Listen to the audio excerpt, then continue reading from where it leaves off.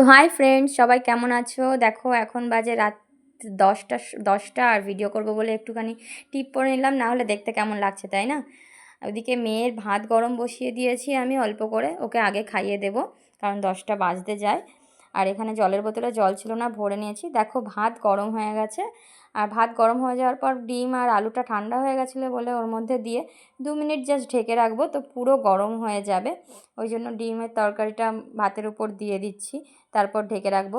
ওদিকে মেয়ে টিভি দেখছে, আর আমার কতদিন ধরে শরীরটা খারাপ ছিল। এমনিও তো আমি ঠিকমতো ভিডিও দিতে পারি না, নানান কাজে ব্যস্ত থাকি। তো আজকে রাত্রে ভাবলাম একটুখানি তোমাদের সঙ্গে গল্প করা যাক। আর এখানে দেখো আমি একটু শশা বার করে নিচ্ছি, কাটবো মেয়েকে ডিমের তরকারি আর এই শশা দিয়ে ভাত খাইয়ে দেবো। তো তোমাদেরকে আমি একটা কথা শেয়ার করতে চাই যে গত কয়েকদিন আমি অনেক সাবস্ক্রাইবার পেয়েছি। তো যারা যারা আমার চ্যানেলটাকে সাবস্ক্রাইব করছো তাদেরকে অনেক অনেক ধন্যবাদ। আর যারা এখনও চ্যানেলটাকে সাবস্ক্রাইব করোনি, চ্যানেলটাকে সাবস্ক্রাইব করে দিও। আর দেখো আমি ভাত রেডি করে নিয়েছি, আমার সোনাকে খাওয়াবো। টিভি দেখতে দেখতে ও চুপটি করে খেয়ে নেবে, একটুও দুষ্টু করে না। যদিও টিভি মোবাইল দিয়ে খাওয়াতে প্রত্যেকেই বারণ করে, তবে মায়েরা জানে যে এটার সুবিধাটা অনেকটা, সেই কারণে আমরা বাধ্যতর যখন তাড়াহুড়ো থাকে এই টিভি বা মোবাইল হাতে দিয়ে খাইয়ে দিই।